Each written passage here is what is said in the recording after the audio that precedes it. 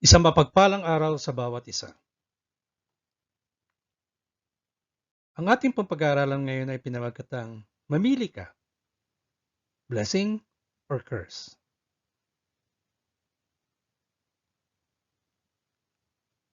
Ito po ay ating mapapanood at mapapakinggan sa if you visit the Jesus is Alive Calamba Church YouTube channel. And please subscribe, like, and share so that others may be blessed. Umpisan po natin ang ating pag-aaral sa pagbabasa sa Jeremias, Kabanatang 17, mula sa talatang 4. This is what the Lord says. Cursed are those who put their trust in mere humans, who rely on human strength and turn their hearts away from the Lord. They are like stunted shrubs in the desert, with no hope for the future.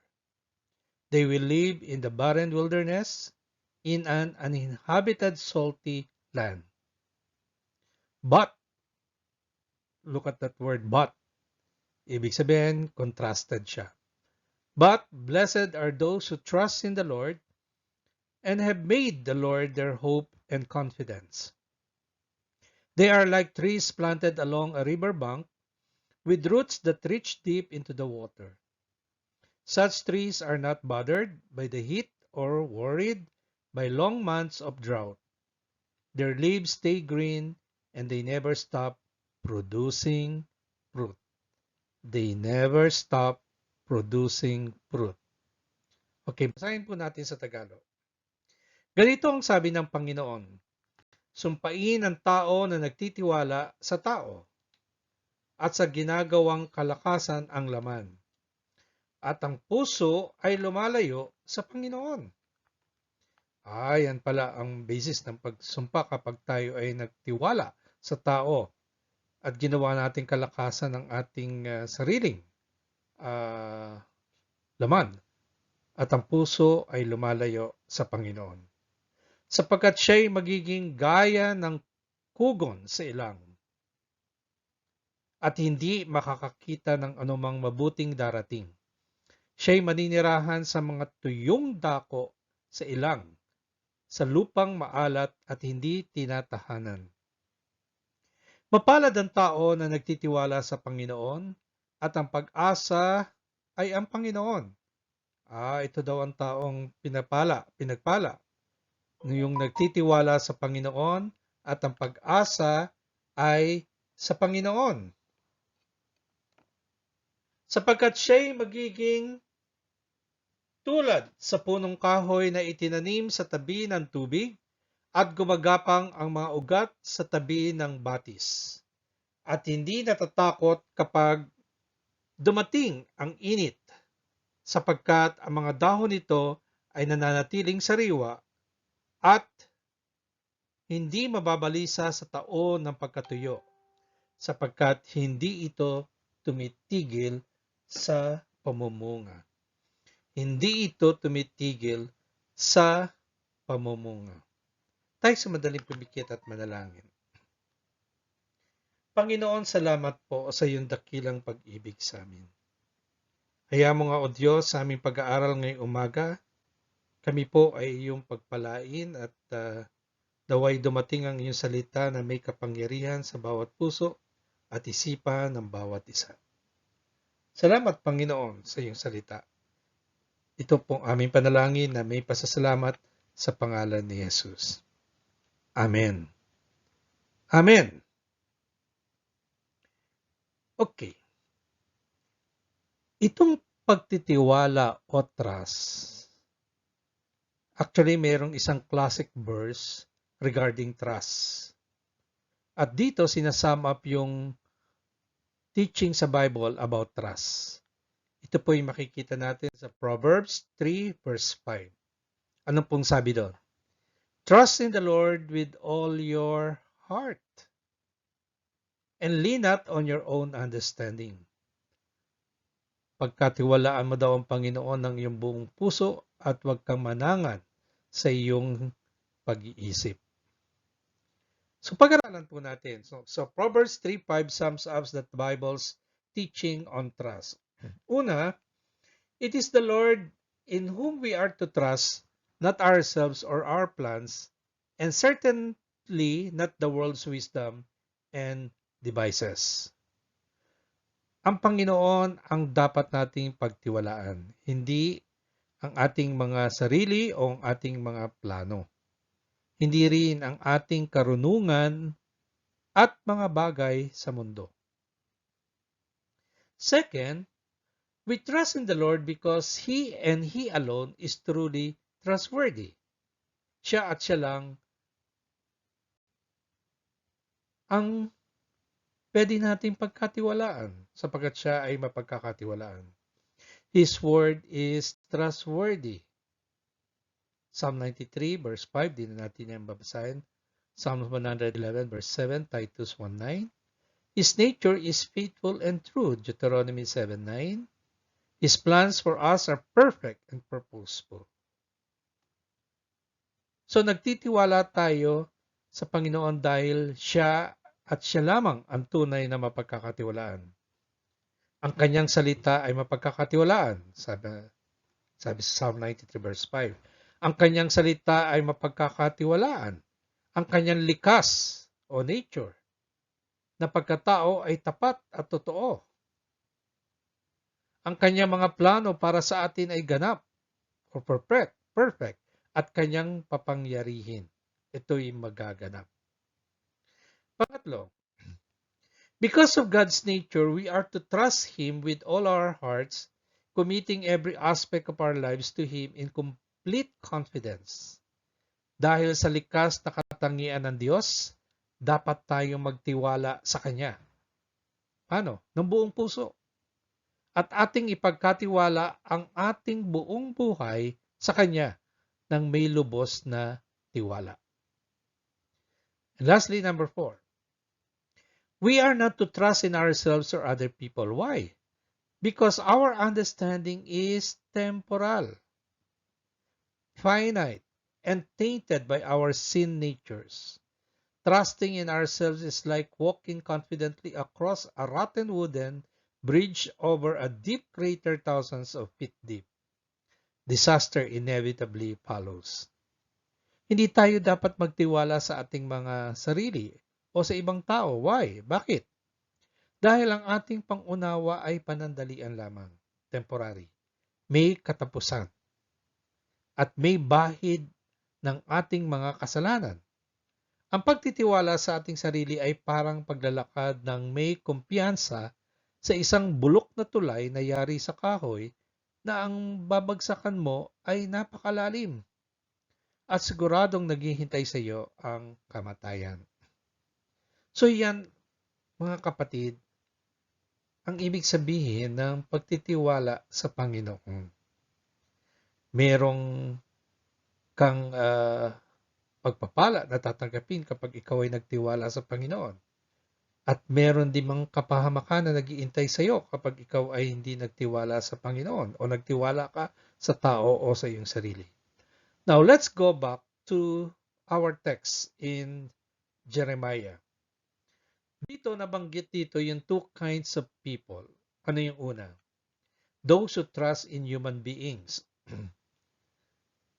Kasi nung sinabi ni Jeremiah siyang prophecy na yan, yung mga tao sa Judah were trusting in false God and military alliances instead of in God.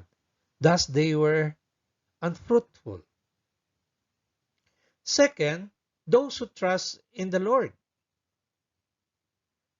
So in contrast, those who trust in the Lord flourish like trees planted by a steady source of water.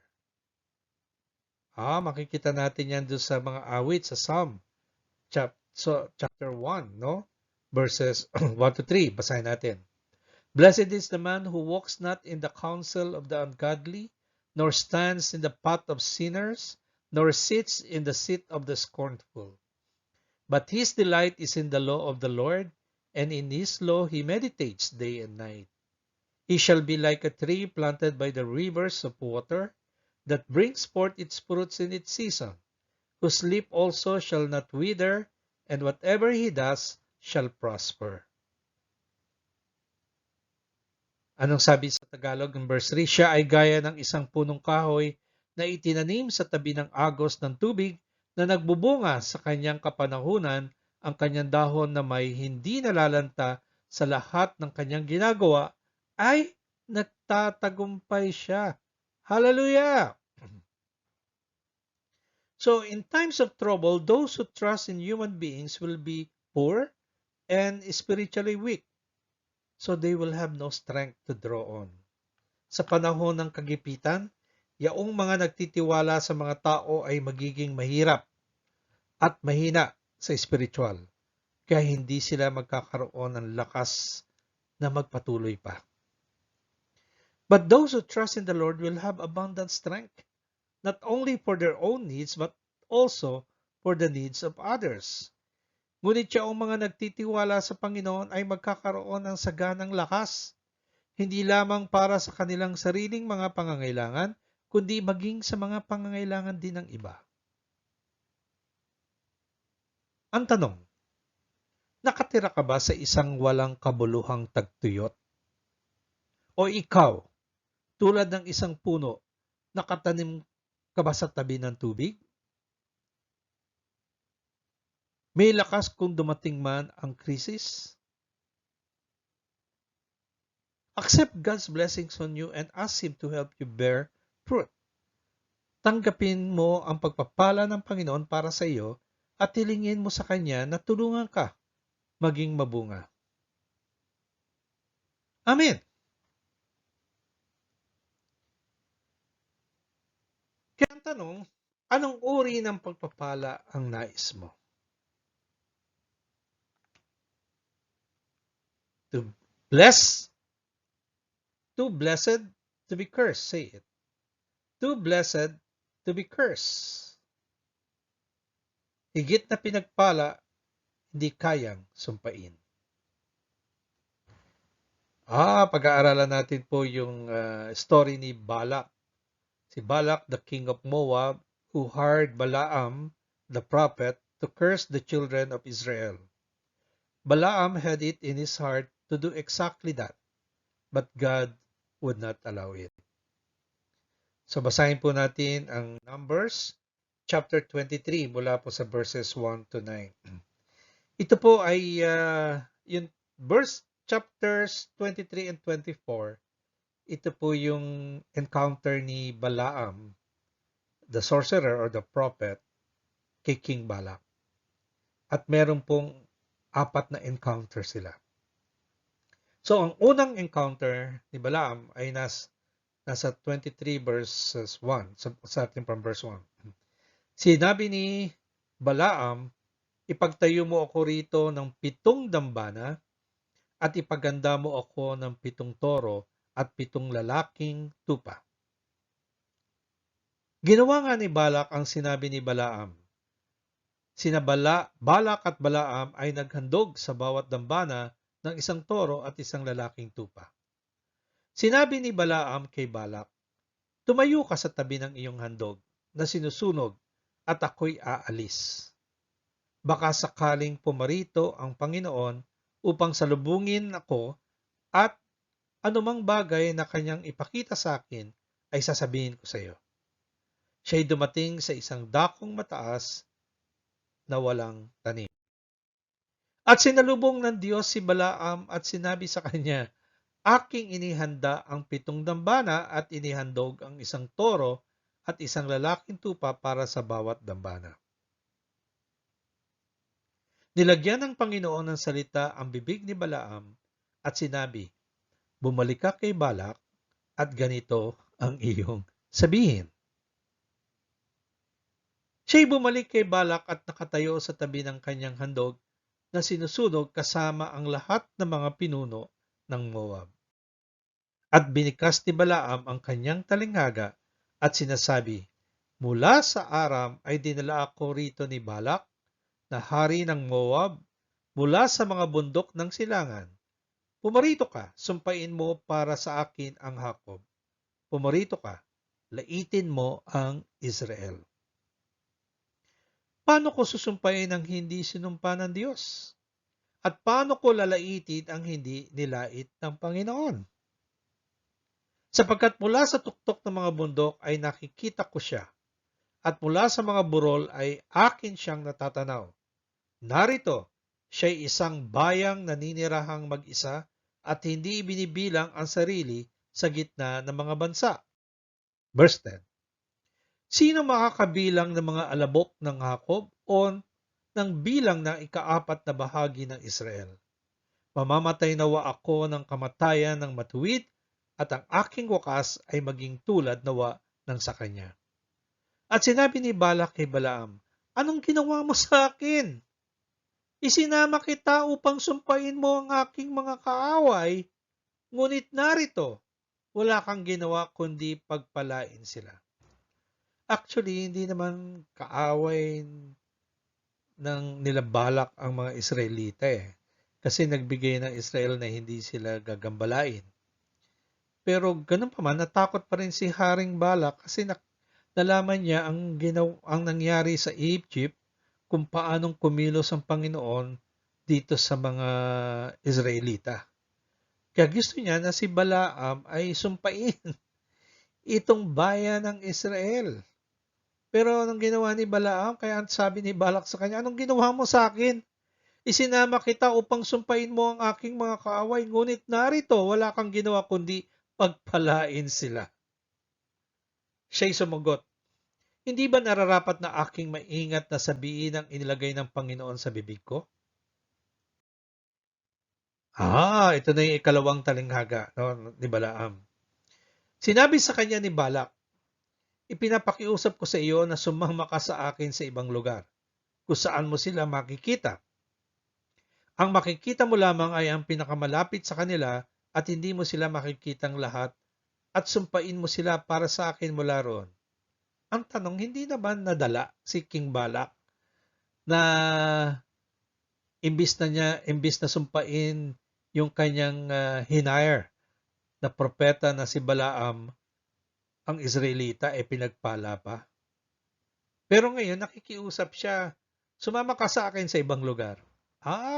Iniisip ni King Balak, baka pagka mayroong change of location,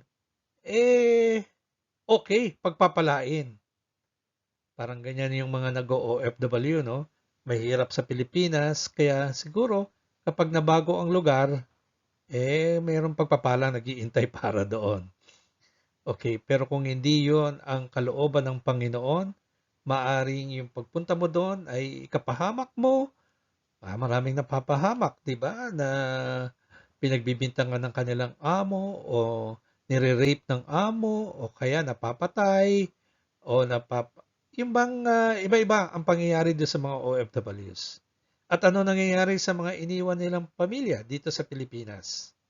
Merong ang asawa ay nangalunya, ang mga anak ay nagkaroon ng mga bisyo. So ibig sabihin, anong nangyari? Pinagpala ba sila? Okay, magpatuloy tayo. Verse 14. Kaya't kanyang dinala siya sa parang ng Sufim, sa tuktok ng Pisga at nagtayo roon ng 7 dambana at nagandog ng isang toro at ng isang lalaking tupa sa bawat dambana. Kanyang sinabi kay Balak, tumayo ka rito sa tabi ng iyong handog na sinusunog habang sinasalubong ko ang Panginoon doon. At sinalubong ng Panginoon si Balaam at nilagyan ng salita ang kanyang bibig at sinabi, bumalik ka kay Balak at ganito ang iyong sasabihin. Nang siya'y dumating sa kanya, siya'y nakatayo sa tabi ng kanyang handog na sinusunog, nakasama ang mga pinuno sa Moab at sinabi sa kanya ni Balak, anong sinabi ng Panginoon? At binigkas ni Balaam ang kanyang talinghaga na sinasabi, tumindig ka, Balak, at iyong pakinggan. Makinig ka sa akin at ikaw na anak ni Zippor. Ang Diyos ay hindi tao na magsisinungaling, ni anak ng tao na magsisisi. Sinabi ba niya at hindi niya gagawin? O sinalita ba niya at hindi niya tutuparin? Ang ganda ng sinabi ng Panginoon na yun kay Balaam.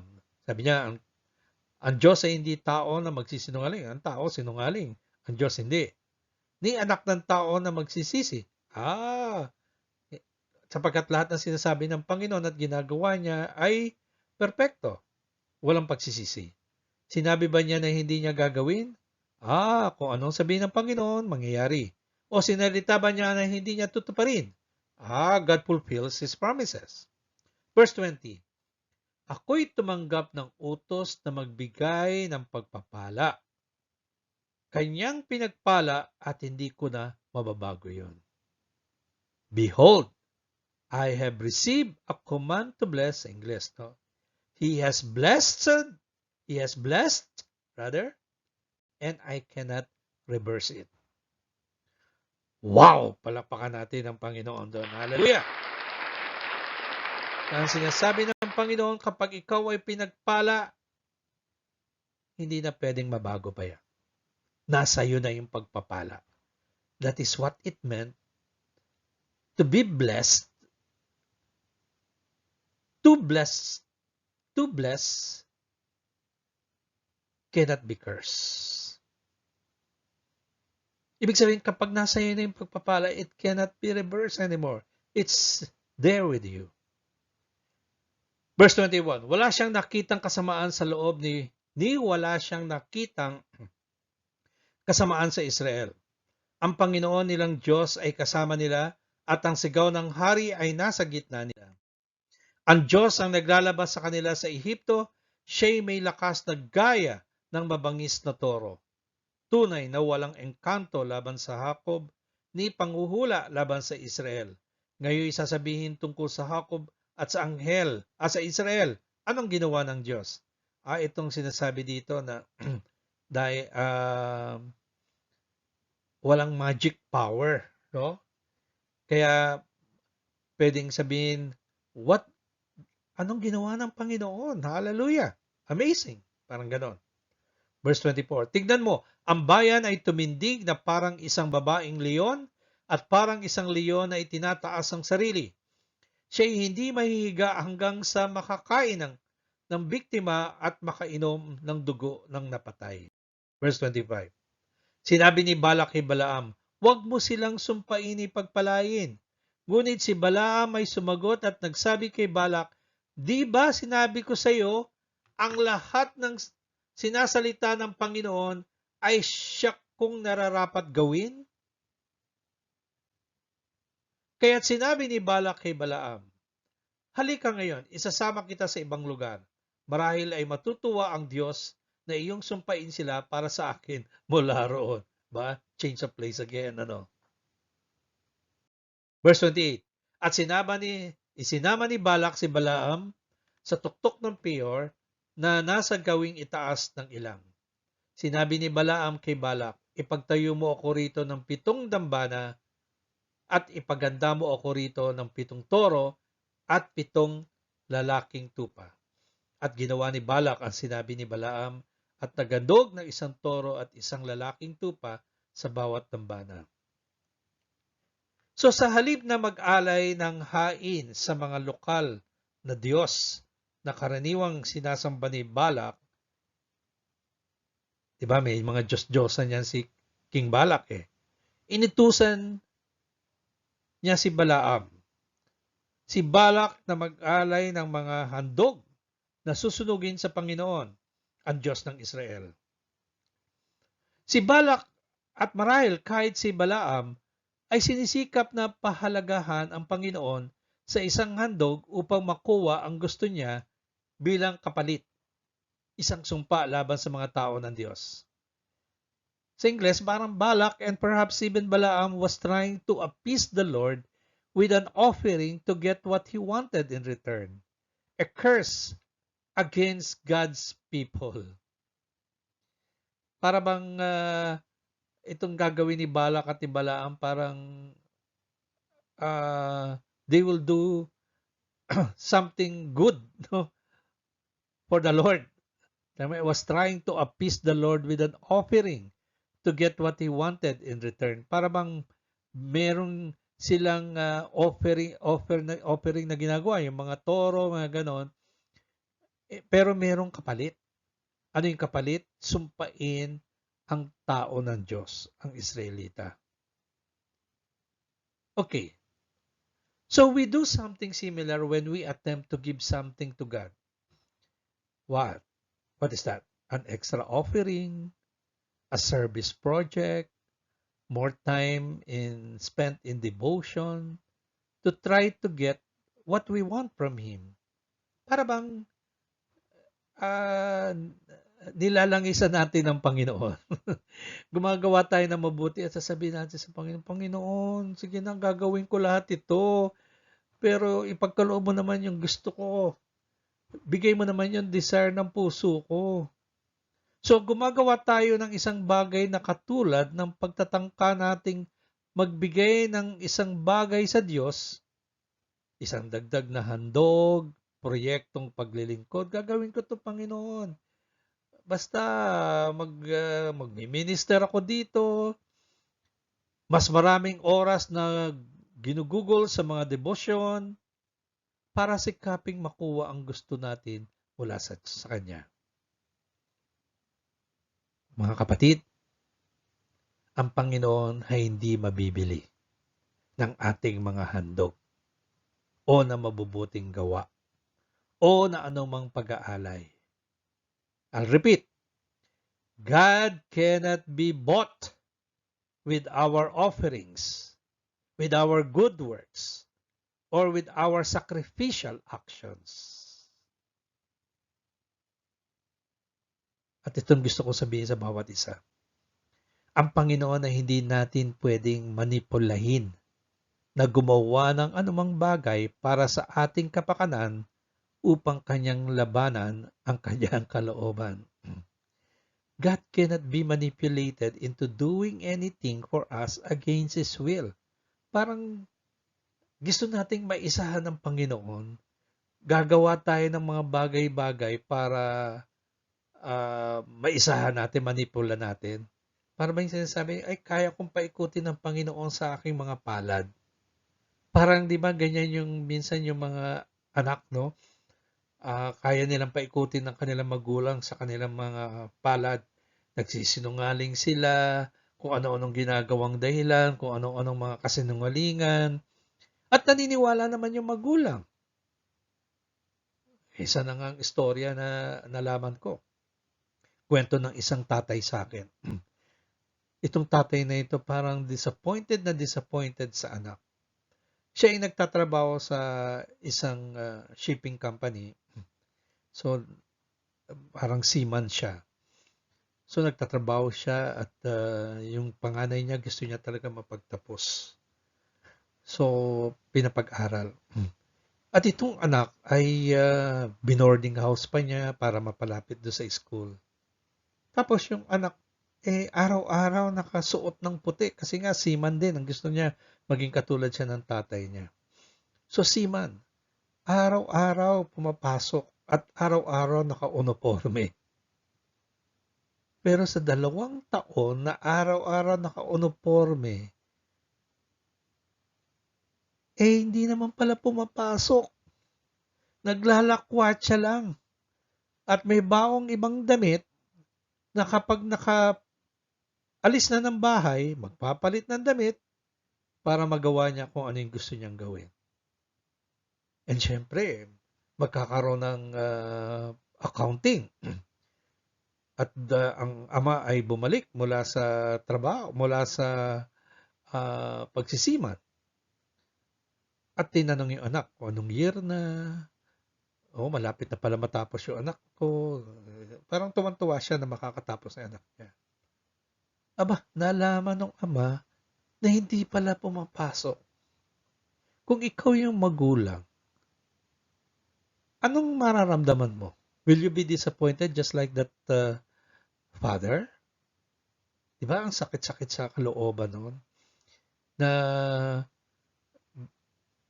nagsumikap ka, nagtrabaho ka ng kung anong klaseng trabaho, pinahirapan mo sarili mo para itong anak mo ay makatapos at magkaroon ng magandang buhay.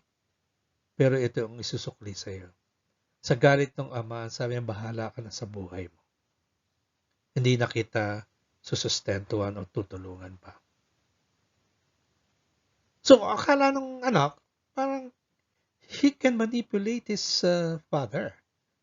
Bigyan mo ako ng pera, kunyari pang-tuition, pambaon araw-araw.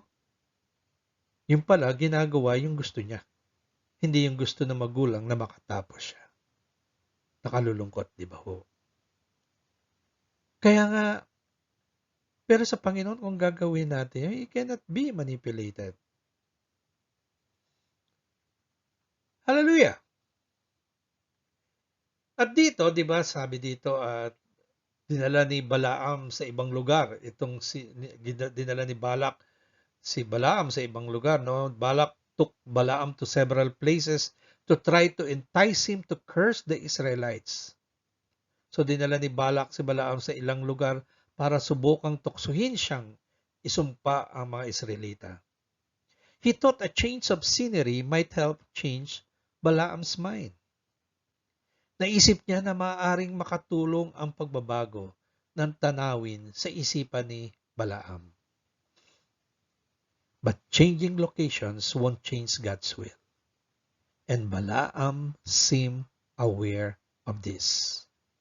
Ngunit ang pagbabago ng mga lugar ay hindi magbabago ng kalooban ng Diyos. At alam na alam ito ni Balaam. Misa kasi, no, parang the heat is on. Parang mainit dito sa lugar na ito. Kinakailangan magbago ako ng lugar. Okay lang naman minsan, ano, from time to time. Pero yung sabihin mo na parang takasan ang responsibilidad mo at pumunta ka na ibang lugar, hindi yan ang kalooban ng Panginoon. I have been telling so many times, no, kapag ako'y nagkakasal. Kasi one of the ingredients of marriage is, di ba sabi nga sa Genesis 2:24, therefore a man shall leave his father and mother, shall cleave unto his wife, and they shall become one flesh. Yung second ingredient is to cleave unto his wife. Ibig sabihin ng to cleave is to be glued together, na hindi pwedeng maghiwalay. Dahil kapag naghiwalay, merong mangyayari, sigurado, infidelity will enter.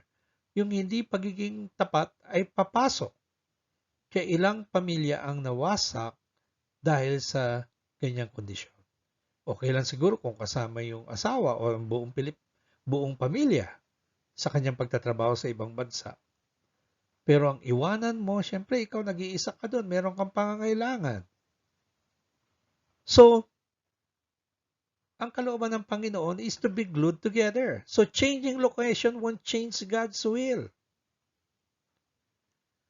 Behind Balak's request was probably the pagan assumption that gods were thought to have only regional control. Therefore, Balaam would no longer have to obey God if he was out of God's jurisdiction. So, sa likod ng kahilingan ni Balak, ay marahil iniisip niya na ang Panginoon ay magkakaroon lamang ng kontrol sa specific na rehiyon. Ba? Dito lang ang Panginoon may kontrol. Kaya nga, hindi na kailangan sundin ni Balaam ang Panginoon kung wala siya sa jurisdiction ng Diyos. Aba, nilagyan pa niya ng jurisdiction ng Panginoon. Ang Panginoon nga Panginoon. But Balak's problem had nothing to do with his location. Ngunit walang kinalaman ang problema ni Balak sa kanyang kinaroroonan. He apparently did not understand that God's sovereignty has no limits. Malinaw na hindi niya nauunawaan na walang limitasyon ang soberanya ng Panginoon. God is God. He is sovereign. He is God not only in the Philippines, He is God in the entire world. He is God in the entire universe. Because He is a sovereign God. Walang limitasyon. Iba talaga yung pag-iisip ng tao, no? Yung para bang makitid. Kaya kapag nagtiwala ka sa sarili mo at sa ibang tao, darating ang tagtuyot sa iyo. Yun yung binasa natin kanina sa Jeremias. So, drought will arise kapag ikaw ay nagtitiwala sa iyong sarili. Pero ang sabi ng Panginoon, kapag siya ay ating pinagkatiwalaan, tayo ay kanyang pagpapalain at mamumunga ng higit at walang tigil na pamumunga sapagkat nakatanim ka sa tabi ng ilog na kung saan ang pagpapala ay patuloy na umaagos sa iyo at hindi ka kailanman matutuyo.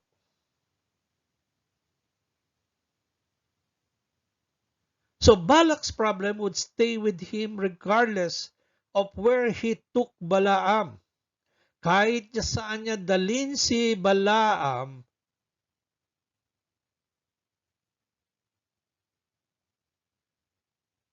andun pa rin ang problema niya. Ang problema ni Balak ay mananatili sa kanya kahit saan niya dalhin si Balak. So we must learn to face the true source of our problems. Dapat tayong matutong harapin ang tunay na pinagmumulan ng ating mga problema. Moving to escape problems often only makes solving them more difficult. Ang paglipat upang makatakas ka sa problema ay lalo lamang natin pinahihirap ang ating kinakaharap na problema. Naakala natin itong sitwasyon na ito ay would ease your problem. Pero mas lalala pa ang problema kapag hindi mo isinangguni sa Panginoon yan. So problems rooted in us or in the focus of our faith are not solved by a change of scenery. Ang mga problemang nakaugat na sa atin ay hindi nalulutas sa pagbabago ng tanawin. So a change in location or job may only distract us from the need to have a change of heart. Aba, sabi ko nga sa inyo, nung pagka-graduate ko ng koleyo, kami mga klase, nag-apply kami sa napakaraming kumpanya dyan sa Makati. Sa 6 naming in-applyan, yung 5 tinanggap ako. At yung isa sabi, mag-apply ako through mail. Yun yung Petron po, Petron. So natanggap ako sa RCBC. At natuwa ako nung sinabi ng HR, Human Resources, no? Yung tumatanggap ng mga empleyado. Sabi niya, alam mo Mr. Mortel, paano ka naming napili? Sabi niya ganon. Ang nag-apply sa amin, sintaas ng table ko. Mula flooring hanggang taas ng table ko. At pagkatapos, iniisa-isa namin yung application. Tapos nung dumating kami doon sa application mo, parang biglang merong, ito lang, tanggapin nyo. Hindi ko alam kung nagwapuhan sa akin o kumilos ang Panginoon at ang sabi ng Panginoon, ito ang tanggapin nyo. So, ako tinanggap. Alam mo nung malaman ko yung istorya na yun, I was really thanking the Lord. Sabi ko, God, you have a purpose. Why you made me be accepted in this company. At totoo naman, yung first day ko doon sa kumpanya na yon, I shared the gospel. Second day, after 1 week, meron na kaming Bible study, no? And then after a year, naging malaki yung aming ministry kasi pinagamit na sa amin yung Little Theater. At lahat halos or more than 300 employees of the head office came to know the Lord and accepted Jesus as their Lord and Savior. Palakpakan natin ang Panginoon. Pero alam nyo, the devil was trying to work to change my location. Kasi in a month or 2 months, ay pinadala ako ng dati ang pinapadala parang telegrama, no? Telegram ng Caltex Philippines. Ang Caltex Philippines that time was the number 1 company. At sabi ng Caltex ay Mr. Martel, lika at we are considering you to work. Nagpunta naman ako doon sa Caltex. Tapos nagpunta ako doon sa kanilang parang refinery diyan sa may Pandakan. So meron tanong sa akin, sabi niya, anong paano kasi sabi niya nakakasuhan kami ng ah, air pollution. Paano gagawin para hindi kami makasuhan? Sabi ko, dilagyan nyo ng filter yung inyong chimney at hindi na kayo makakasuhan. Natuwa yung interviewer sa akin doon. Sabi niya, tatanggapin ka na namin at ito ang magiging sweldo mo. Pero nung pag-uwi ko, sabi ng Panginoon sa akin, hindi mo tatanggapin yun, manatili ka sa RCBC. Kasi nag-umpisa na kami ng Bible study, sabi ko, iwanan ko ba yung naumpisa kong gawain doon? Tapos, talagang napakabait din ng Panginoon at meron yung pamamaraan natin, yung pamamaraan niya, hindi natin pamamaraan. So I took the BOTP course exam. Nag-exam po ako doon sa, ibig sabihin ng BOTP, Branch Officers Training Program. So yung mga kumukuha noon, i-train sila tapos magiging branch officer. So I took the exam. Nung kumuha ako ng exam, ay nakapasa ako. I think I placed second doon sa exam. So ngayon ay in-interview ako, sabi niya, ilang taong ka na ba dito sa bangko? Sabi ko po, wala pang 1 year, wala pa 6 months nga. Ha? Hindi po pwede, kailangan 2 years ang residency mo. Ha? So hindi ako natanggap dahil kulang ako sa residency. Ibig sabihin kulang yung taon ko na pagtatrabaho doon. Pero alam nyo, yung exam na yun na kinuha ko, that became the basis for my promotion doon sa departamento kung saan ako nandoon. So from a catering assistant, naging senior catering assistant, hanggang naging trust cashier. Officer position na yun, trust cashier. So ibig sabihin, kung wala sa lokasyon, kung ito ay kalooban ng Panginoon, ibibigay sa iyo ng Panginoon yung nararapat para sa iyo. Mabuti ba ang Panginoon? Palapakan natin ang Panginoon. Because a change in location or job may only distract us from the need to have a change of heart. Ang pagbabago sa lokasyon o trabaho ay maaari lamang makagambala sa atin upang magkaroon tayo ng pagbabago ng ating puso. Kaya 'di ba sabi sa 23 verse 11, sabi ni Balak, and Balak said unto Balak, what hast thou done unto me? I took thee to curse mine enemies, and behold, thou hast blessed them altogether. Verse 20 sabi naman ni behold, I have received commandment to bless, and he had blessed, and I cannot reverse it. To blessed. Ibig sabihin, the curse cannot be reversed, cannot reverse the blessing. But the blessing can reverse the curse.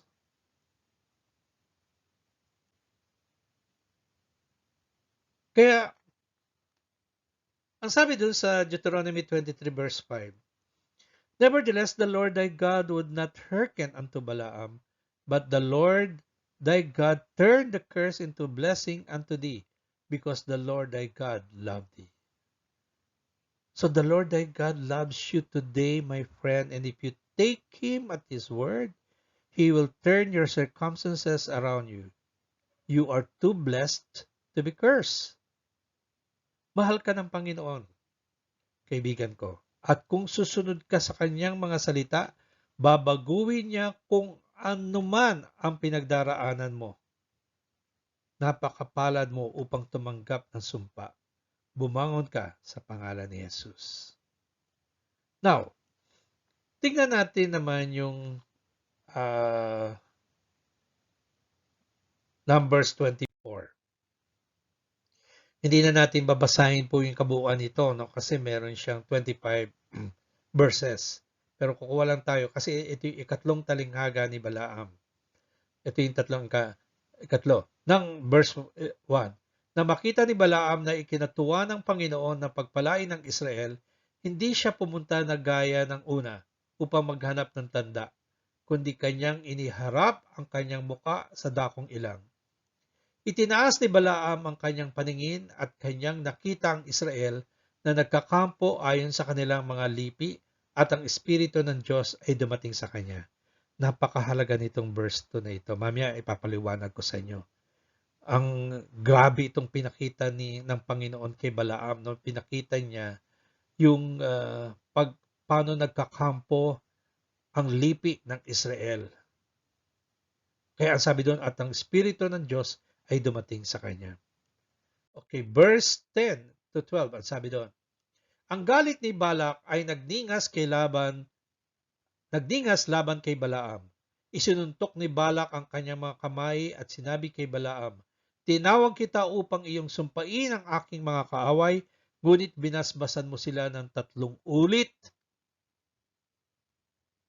Ngayon nga ay umalis ka patungo sa iyong lugar, at aking iniisip na ilubos kitang gantimpalaan, ngunit pinigil ng Panginoon ang iyong gantimpala. At sinabi ni Balaam kay Balak, di ba sinabi ko rin sa iyong mga sugo?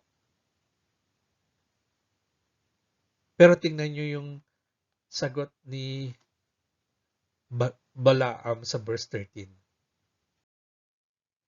Kahit ibigay sa akin ni Balak ang kanyang bahay na puno ng pilak at ginto at hindi ako maaaring lumampas sa salita ng Panginoon na gumawa ng mabuti o masama sa aking sariling kalooban. Kung ano ang sabihin ng Panginoon ay siya kong sasabihin. Hallelujah!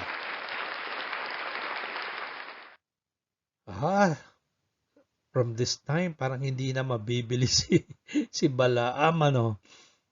Nung una, for hire siya. Pero na ma-encounter niya ang Panginoon, sabi niya, kahit ibigay pa sa akin ni Balak ang kanyang bahay, kahit punong-puno ng pilak at ginto at hindi ako maaaring lumampas sa salita ng Panginoon. That is how important the Word of God is. Hallelujah. Purihin ang Panginoon. You know, our blessing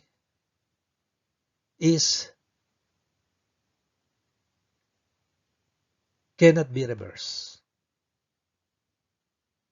Kaya tawag dito, irreversibly blessed.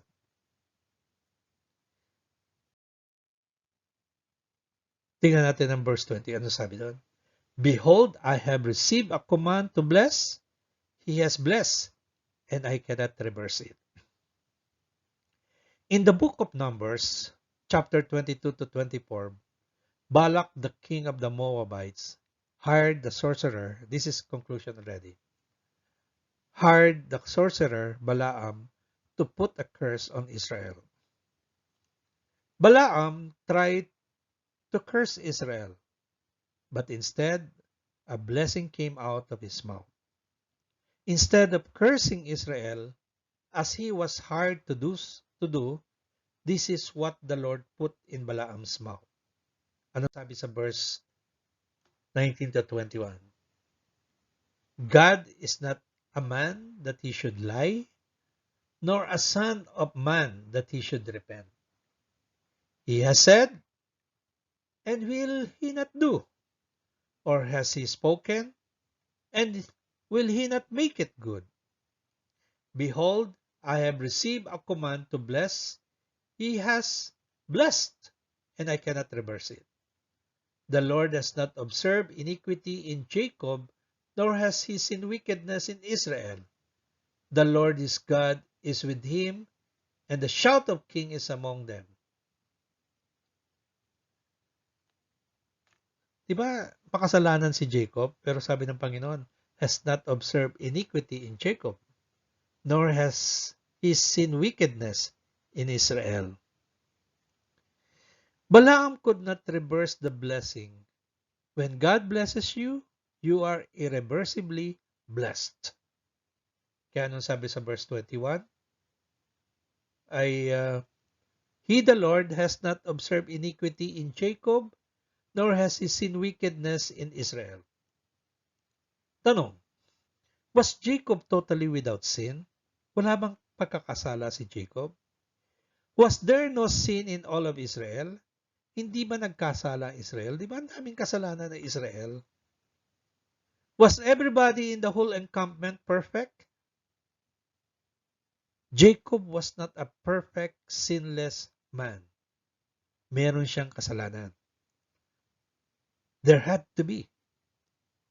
In a city of about 2 million people, somebody had to be doing something wrong. And yet the Lord did not observe iniquity in Jacob, nor did he see wickedness in Israel. According to their covenant with God, the children of Israel sacrificed animals to make atonement for their sins. So ang ginagawa ng mga Israelita ay nagsasakripisyo sila ng animals, no, for their atonement of their sins.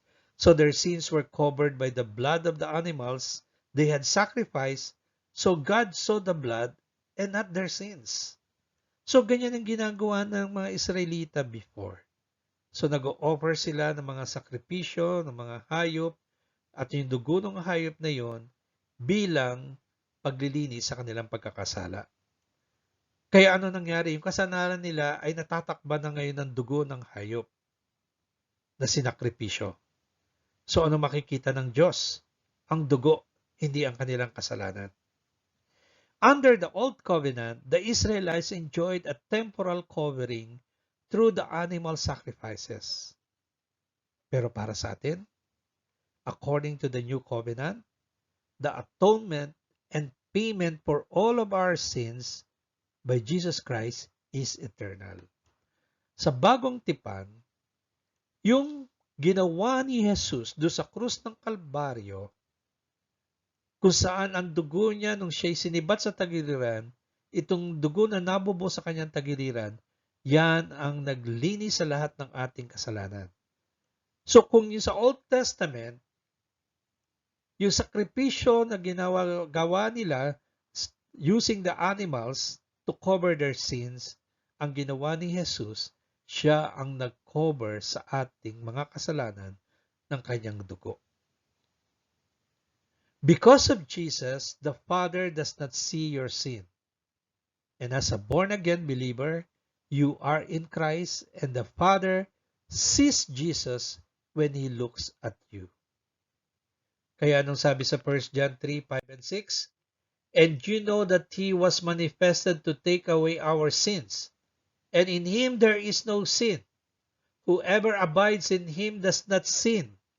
Whoever sins has neither seen Him nor known Him. Nalalaman ninyo na siya'y nahayag upang mag-alis ng mga kasalanan, at sa Kanya'y walang kasalanan. At sino mang nananatili sa Kanya ay hindi nagkakasala. Sino mang nagkakasala ay hindi nakikita sa Kanya, ni hindi nakikilala sa Kanya. Kaya't kapatid, para matanggap mo ang pagpapalang cannot be reversed, you have to accept Jesus Christ as your Lord and Savior. Dahil kapag ikaw ay pinagpala ni Jesus ng eternal life, the blessing cannot be reversed anymore. Kumakatok si Jesus sa iyong puso, papapasukin mo ba? Sa sino mang nais papasukin si Jesus, meron kang tatlong dapat gagawin. A, B, C lang. Ano yung A? Accept. Tanggapin mo na ikaw ay nagkasala at hindi nakarating sa kaluwalhatian ng Diyos. At ang kabayaran ng kasalanan natin ay kamatayan habang panahon doon sa dagat-dagatang apoy. Pangalawa, panampalataya mo na lahat na ginawa ni Jesus doon sa krus ng Kalbaryo ay sapat ng kabayaran sa lahat ng iyong kasalanan. At patno, ikumpisal mo ang iyong kasalanan sa Kanya.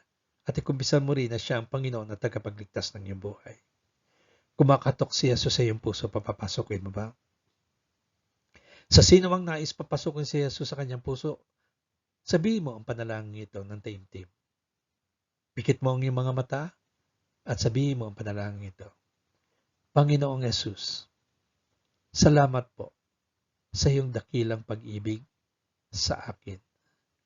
Panginoon, salamat po na kayo po ay namatay para sa akin upang hugasan niyo po ng inyong dugo ang aking mga kasalanan. Upang kung ako'y haharap sa Ama sa langit, ang titignan niya lamang ay ang dugo mo at ang aking kasalanan ay hindi na makikita pa. Kaya't ako'y magiging katanggap-tanggap sa Ama sa langit. Salamat, Panginoon. At ikaw ay nagbuwis ng buhay para sa aking kaligtasan. Panginoon, tinatanggap kita ngayon bilang Panginoon at tagapagligtas ng aking buhay. Sa pangalan mo, Jesus, itong aking panalangin na may pasasalamat. Amen. Palakpakan natin ang bawat isa na nagsuko ng kanilang buhay sa ating Panginoon. Hallelujah! Purihin ang Panginoon. Do you know what Balaam saw from the mountaintop when he was trying to curse God's people? Diba sabi doon, itinaas ni Balaam sa verse 2 ng 24, ang kanyang paningin at kanyang nakita ang Israel na nagkakampo ayon sa kanilang mga lipi at ang Espiritu ng Diyos ay dumating sa kanya. Okay, look at this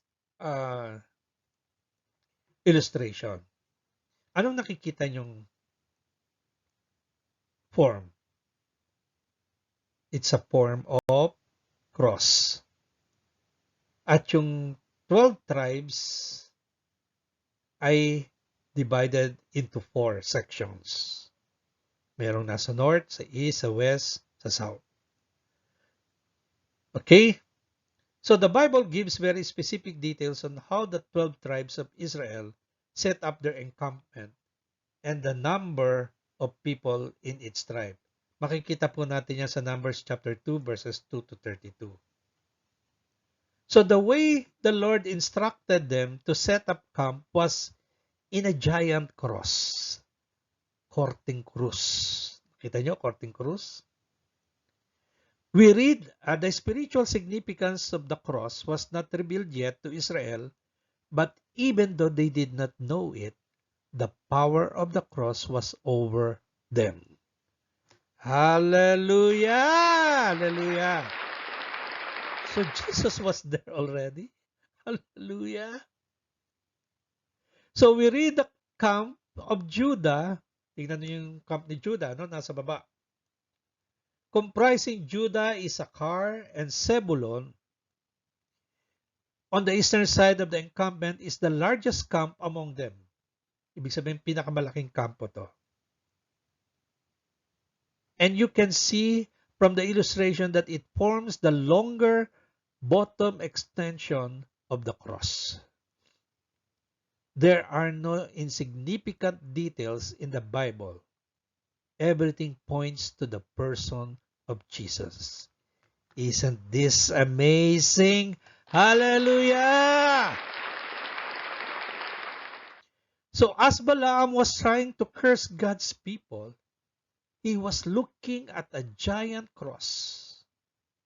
He actually caught a glimpse of how God sees his people. Through the cross, through the sacrifice of his Son, Jesus.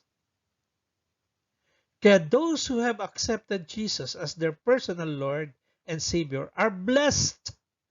Hallelujah! They are blessed when you accept Jesus as your personal Lord and Savior. Nasaan yan? Romans 4, 7 and 8, sabi doon.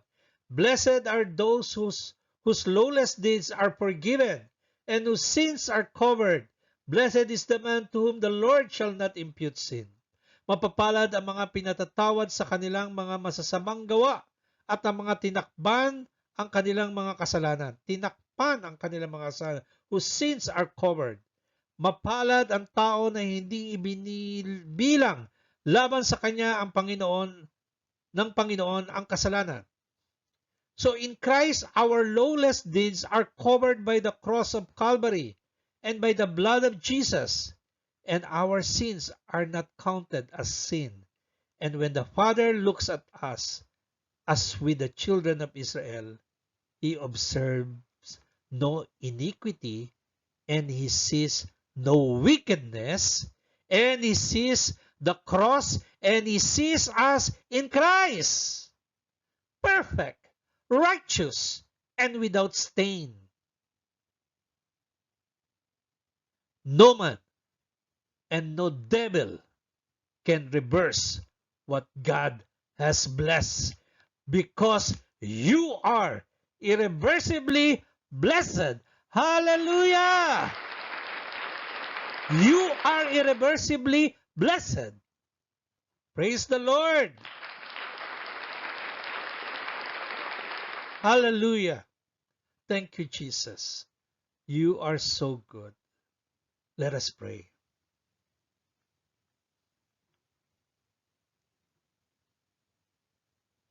Father God, we believe that when creation came, it came without a curse. The curse came as a result of man's sin. But your Son Jesus became a curse for us when he died on the cross. He replaced the curse with an unchangeable blessing. This irreversible blessing is based upon a solid foundation, which says God is not human that he should change his mind. Thank you, Lord, that our blessing is irreversible. You have commanded a blessing upon us, your children. You have blessed your people, and your blessings cannot be reversed. Your plan for us does not include any curse. There is no trouble in store for us, because the Lord our God is with us. Our King is with us. Our King will fight for us with the strength of a wild ox. No curse can touch us. There is no sorcery, nor divination or magic power against us. People will soon proclaim, "Look what God has done." As the scriptures had said, our portion of blessing is irreversible. Our portion of blessing is irreversible. Hallelujah! You have spoken, and so shall it be. We receive your blessings into our souls. Lord, we thank you that we are graciously and irreversibly blessed by you. In Jesus' name we pray. Amen. Hallelujah. Praise the Lord. Ang tanong, nakapili ka na ba? Blessing or curse? Taas ang kamay ng blessing. Hallelujah! Lord, nakita niyo po na nakapili na ang bawat isa. At sa bawat isa na nakapili ng pagpapala, kasama dyan ang pagpapala ng pagkagalingan sa iyong karamdaman. Kaya mga kapatid, idulog natin sa Panginoon.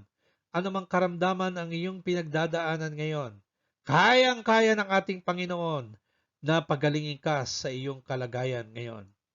Kaya Panginoon, sa pangalan ni Jesus, idinudulog namin ang lahat ng kapatiran na merong mga karamdaman. Kaya sa sandaling ito, Panginoon, dalangin namin na ikaw po ang magbuhos ng iyong kagalingan mula ulo hanggang talampakan, Panginoon. Ikaw na sakit na COVID, sa pangalan ni Jesus, lumayas ka sa mga katawan ng aming kapatiran. Ikaw sakit sa puso, sa pangalan ni Jesus, lumayas ka. Ikaw sakit sa baga, sa pangalan ni Jesus, lumayas ka sa aming mga kapatiran. Ikaw sakit sa ulo, sa tiyan, sa pangalan ni Jesus, lumayas ka sa pangalan ni Jesus, sa pangalan ni Jesus. Ikaw sakit sa balat, ikaw sakit sa dugo, sa pangalan ni Jesus, lumayas ka sa pangalan ni Jesus. Hallelujah! Hallelujah, Lord! Hallelujah! Hallelujah! Hallelujah! At Panginoon, walang imposible sa iyo. Lahat ay posible kung kami ay lalapit na may pananalangin sa iyo, Panginoon. Kaya sa pangalan ni Jesus, Lord, Lukuban niyo ng banal na dugo ang ng inyong dugo ng inyong anak na si Jesus ang bawat isa sa amin upang kami ay maprotektahan laban sa anumang atake ng diablo sa amin. Because we are too blessed to be cursed. We are irresistibly blessed, O Lord, and our blessing cannot be reversed. Hallelujah, Lord. Purihin ka, Panginoon, sa pangalan ni Jesus, itong aming panalangin na may pasasalamat. Amen. Amen. Hallelujah. Hallelujah. By the way, nakakatuwa po at meron tayong goal na 75 this time. Noong last March, ang goal natin at 50 ay na-reach na po natin yan. Nakakatuwa na may 60 tayo no, na nag-attend. Tapos ngayong April po, ang goal natin ay 75. At nagre-reach po tayo ng 75, 72, kaya lang mayroong mga nalalaglag. Pero nakakatuwa, ang nakikinig sa salita ng Diyos ay 60 plus. Kaya praise the Lord. Pero pagdating ho nung personal reflection, bumababa. Siguro natatakot yung iba na baka sila tawagin ni Ma'am Wilma. Si Ma'am Wilma po ay isang DepEd supervisor at sa district ng Parañaque. Hawak niya mga 3 or 4 schools sa Parañaque. At nakakatuwa po no, na siya po yung nangunguna sa atin sa personal reflection. Lalo na doon sa mga bago, wag po kayong matakot na baka kayo ay tawagin po. Hindi po kayo tatawagin kasi meron pong ina-assign si Ma'am Wilma at yun po ang magsasalita lamang. Pero bakit ko sinasabi to sa inyo? Para makinig kayo kasi ang maganda po doon, yung ano ba yung naging impact sa buhay ng ibang tao o ng mga taong nakinig ang salita ng Diyos. Kaya marami tayong matututunan po dito. Kaya don't be afraid anymore that you may be called because you will not be called if you are not assigned. At kapag inassign ka naman, tatanungin ka kung okay ka ba na ma-assign. So, it is still your own decision. So, kaya wag tayo po matakot na baka matawag po tayo. No? Minsan kasi nagmamadali tayo no? Pagkatapos ng preaching. Oy, alis na. Baka tayo matawag. Wag kayo sayang. Tapusin nyo. Yung kung ang pagpapala, di ba, kung simutin mo para ma-enjoy mo ng lalo yung pagpapala na tatanggapin mo sa araw na yon, sa araw na ito. Hallelujah! Purihin ang Panginoon. Praise the Lord! Purihin ang Panginoon. Tanong, nakapili ka na ba? Blessing or curse? Of course, blessing. Salamat po sa pangalan ni Jesus, itong ating panalangin na may pasasalamat. Amen.